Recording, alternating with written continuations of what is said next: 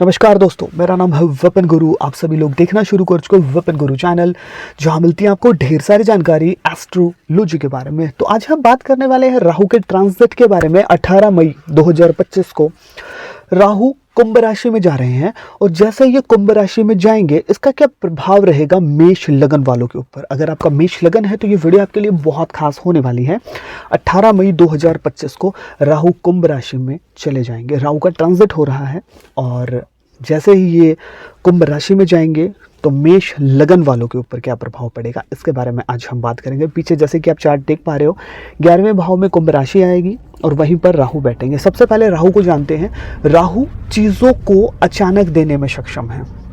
अचानक से प्रॉफिट, अचानक से लॉस, अचानक से पॉजिटिव और अचानक से नेगेटिव, अचानक से दुर्घटना और अचानक से आपका सब कुछ भला, ये सब कुछ करने में सक्षम है राहु। फॉर एग्जाम्पल जैसे 8वें में बैठ गए तो अचानक से लॉस करा देंगे। अब यहाँ पर 11वें भाव में बैठे। 11वां भाव पहले बात कर लेते हैं ये क्या है। 11वां जो भाव है वो आपका प्रॉफिट है, आपकी सैलरी भी है, आपकी इनकम है, आपकी विश मनोकामना है। जो भी काम आपने टारगेट लिए हैं वो आप वहाँ तक पहुँचेंगे नहीं पहुँचेंगे। 11th हाउस आपकी मोटर गाड़ी भी यही है, बड़ा भाई भी यही है। और बहुत सी चीज़ों के लिए जब हम मेहनत करते हैं यानी हम टारगेट बनाते हैं, कोई बिजनेस शुरू करते हैं और ये बहुत बड़ी कंपनी खड़ी होगी नहीं होगी। 11th हाउस आपकी इनकम कितनी रहेगी। आप जॉब करते हैं तो आपका प्रमोशन के बाद आपकी सैलरी कितनी रहेगी, आपको क्या प्रॉफिट होगा। 11th house.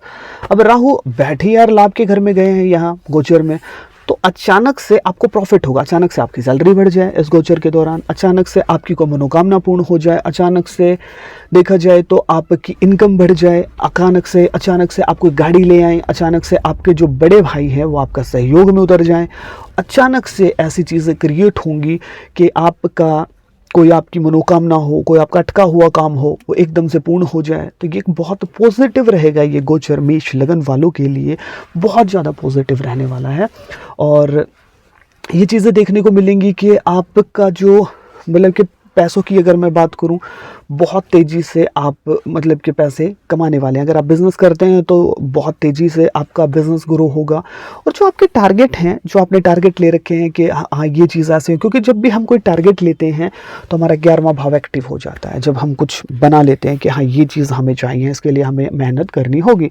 अब राहु वही बैठे हैं और लाभ के घर में बैठे हैं तो अचानक से लाभ होगा, अचानक से आपको प्रॉफिट हो जाए, अचानक से मतलब कि कहीं से पैसे आ जाएं, कहीं ना कहीं से लाभ होगा अचानक से।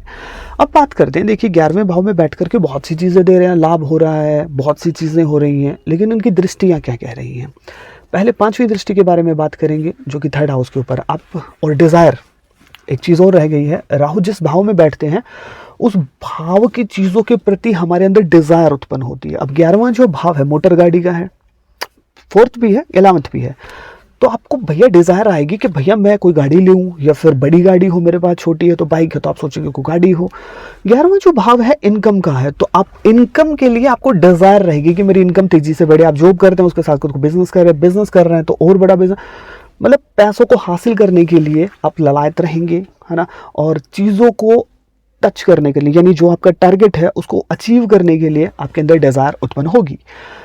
यहाँ से 5वीं दृष्टि तीसरे भाव के ऊपर है। तीसरा जो भाव है पराक्रम, यानी आप अपनी स्ट्रेंथ को बढ़ाने के लिए डिज़ायर आपके अंदर रहेगी कि हम आप करें। और तीसरा भाव आपके बहन भाई हैं तो उनकी सहायता आप करेंगे, छोटी छोटी यात्रा आप करेंगे, आप अपने कम्युनिकेशन स्किल से चीज़ों को बेहतर करेंगे।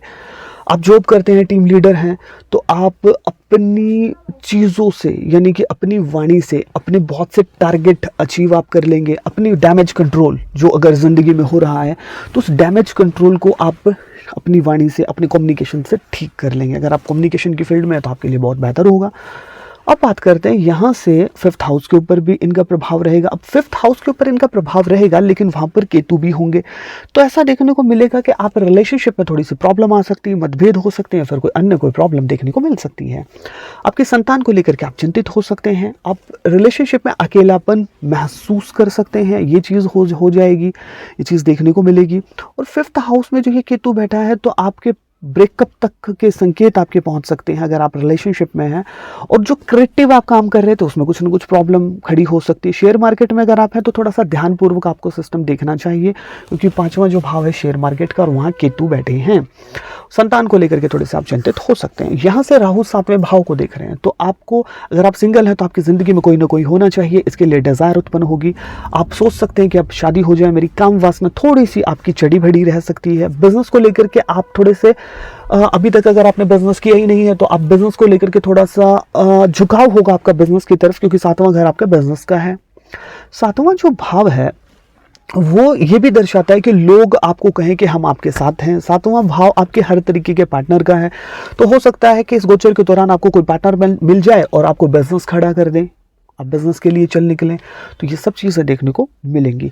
और 7वां जो भाव है वो, अगर मैं बात करूं, आपके पार्टनर को भी दर्शाता है, तो हो सकता है आपके पार्टनर के साथ आपकी थोड़ी सी नज़दीकियाँ बढ़े। अगर आप शादीशुदा ज़िंदगी आपकी है तो हो सकता है कि जीवन साथी को थोड़े से कष्ट हो, शारीरिक दिक्कतें जरूर आएँ, लेकिन आपकी थोड़ी सी नज़दीकियाँ बढ़ेंगी, सहयोग भी आपका मिलेगा। और दूसरी बात, अब हम बात कर लेते हैं कि राहु तो 11th हाउस में गोचर करके बहुत सारी अच्छी चीज़ें दे रहे हैं और इनकी ये दृष्टियाँ गोचर के बाद कहेंगी आपको, मतलब ये लाभ, जो भी प्रॉफिट है, लॉस है, ये सब चीज़ें रहेंगी। अब हम बात करते हैं कि भैया आपको उपाय क्या करने चाहिए। देखिए, राहु के लिए आपको जौ का दान आप कर सकते हैं। आप राहु के लिए 11 मूली, 11वें भाव में राहु पत्तों वाली, उसका आप मंदिर में दान कर सकते हैं 43 दिन लगातार, तो ये आपको बहुत अच्छा रिजल्ट देगा। वीडियो आपको कैसे लगी कमेंट सेक्शन में जरूर बताइएगा। मिलता हूँ किसी नई और बेहतर वीडियो के साथ, जब तक आप देखते रहिए विपिन गुरु चैनल। जय श्री कृष्ण।